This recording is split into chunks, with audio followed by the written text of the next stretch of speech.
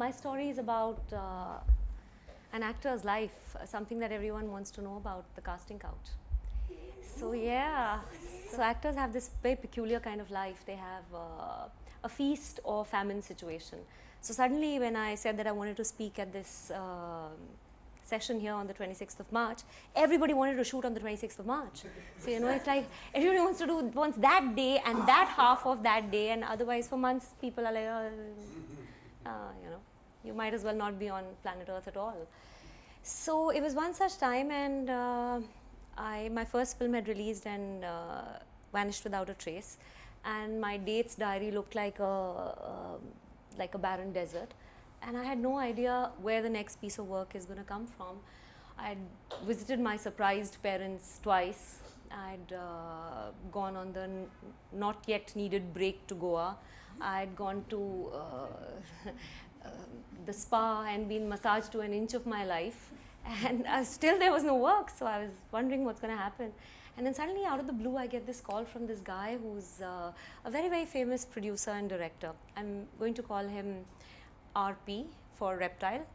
So RP called me and he said, why don't you come over and meet me, and I'm casting for this film. And of course knew which film. It was a very big extravaganza, and I was like, okay, fine. So you know, I put on my 4-inch heels and my dangler earrings, and I landed up in his office, and I was like, all right. And so he gave me an eye full and he said, you need to learn how to walk in heels. You need a manicure, and you need to do a spa for your hair, and you need to learn how to ooze. I was like, ooze? So he was like, yeah, ooze. So, okay. I'm a school principal's daughter, so I took every word very seriously. I said, yeah, okay, I will learn all of those things. And I was very happy that, you know, someone's taking such interest in an actor, you know, detailed interest. Fantastic, he's going to present you fabulously on screen. I think my zeal must have impressed him. I got the part, and when I told my friends I've got this part, they were like, whoa, are you serious with RP, with Reptile? Are you going to work with him? So I was like, yeah, of course I'm going to work with him. What do you mean? I don't have any work. It's a big ass Bollywood film. Of course I'm going to do it. So they said, but you know, like agreeing to do a film with him is like pretty much agreeing to be his pet squeeze for the duration of the shoot. Are you okay with that? So I was like, okay, I didn't know that. I said, no, but he had a scene with so-and-so, and with so-and-so, and with so. I was like, that's everyone he's worked with. I said, yeah, pretty much. So, and you know, there's one law that sort of Murphy didn't speak about at all, and that law is that if you don't want to hear about something, everyone will tell you about it in great detail, in enormous detail. So I had this friend. People were telling me about RP and his many escapades. And this other friend started telling me about her experience with directors. So some Mr. Raja was calling her from Chennai, wanted to cast her for a Tamil film, and said that, why don't you come with me to Pondicherry, because we will go location hunting. So she said, sir, what will I do location hunting? She said, no, I want the script to penetrate every inch of your body. So when I heard these things, I lay awake at nights. My Master Ji's daughter was thinking, काम तो करना है यार, अब कैसे करेंगे ये, काम मैं कैसे करूँगी इसको? So I thought, okay, maybe I should become best friends with his wife, Reptile's wife. That's one option. His son was an assistant director on the film. I thought maybe I can talk to him. Then I thought maybe I should talk to RP and bring it up, you know, before we start shooting, that, you know, I'm not about to, you know. I said, but if he hasn't already thought of it, then why put the idea in his head in the first place? So I was like, I don't know what to do. So I made up my mind and we started shooting in Bombay. And the shoot went off really well and everything was fine and nothing happened. My antennae were up, all the unit was looking after me really well. I was wondering if it was because I'm me or if he's told everyone to look after her. Anyway, so that was fine. And then came the outdoor shoot. The great outdoor shoot. And I was petrified. And sure enough, I was in the same hotel, on the same floor, in adjacent rooms. Wow. I was like, ah. So just in case everybody doesn't know, then outdoor shoots are where the hero starts an affair with the heroine. Serenading her, and serenading is a very polite word. Actually, I don't mean serenading, but doing everything else in the beautiful location. And as soon as the end of the outdoor shoot comes close, then when the hero's family, wife and kids arrive, the affair becomes non-existent, and then they politely ignore each other at film promotions. And that's how every shoot goes. So the hero in this case, much to my good luck, was very interested in the makeup assistant. He was just not interested in me at all. So that was one thing off my head. And then RP started shooting our scenes, and it was a romantic film, and there was lots of like tight close-ups and all those things that Hindi films are famous for. Storm fan angled at the right angle to make the dress fly, and little softy lights to light up your eyes to make you look gorgeous. And he would come close and whisper those things which the hero didn't want to do. The hero was eyeing the makeup assistant, and he was going through the motions of doing the scenes. So it was fantastic in my world. I was doing some great work. I was really happy. He was happy as well. Everything was going well.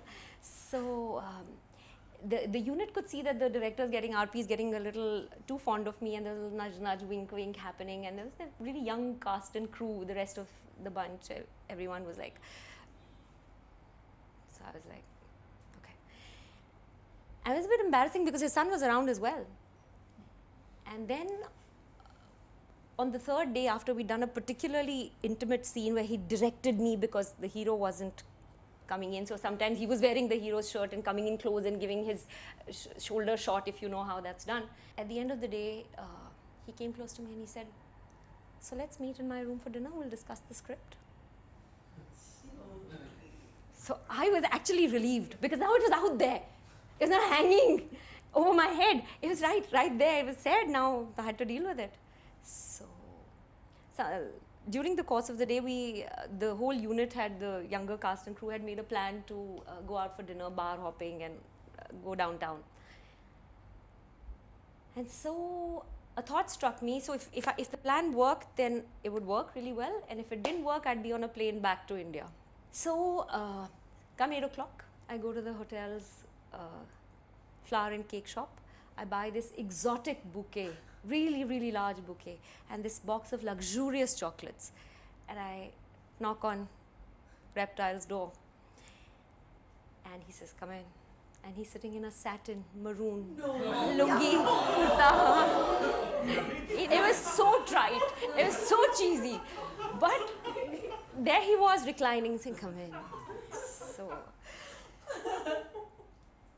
I walked up to him, I gave him the flowers, I gave him the chocolates, and I gave him a big hug, and I said, thank you so much, sir. You've shot me so beautifully, and I really appreciate the kind of work we've done. I mean, it's been so much fun. So he looked a little surprised, actually, when he saw me behave this way. Because he said that he didn't expect the fly to be so enthusiastic to walk into the spider's web. And just then, the phone rang, and it was his son calling. Because what I'd done was that I had told the hotel operator to transfer all calls that were coming to my room to his room. And they were all we'd made that plan in the day to go out. And so they were calling me to say, come down, come down. So I pretended to put my hand over the receiver, and I said, yeah. I'm in sir's room discussing the script. Sir, how long do you think it'll take? 15 minutes? 15 minutes good enough to discuss the script? And as soon as I put the phone down, another call. It was the makeup assistant who was trying to escape the hero. And so one by one, 5 or 6 calls happened, and Sir just lost his desire to discuss the script, and that was that. And I was not on a plane to India, and we did finish the film, and it was great fun. Actually, now I'm really happy these days that a lot of casting directors and directors are gay. I am so happy. I am thrilled. You know, I'm sorry if I'm sounding like I'm sort of not a nice person, but I'm so happy that they are, because everyone will now know what it feels like. You know. Thank you.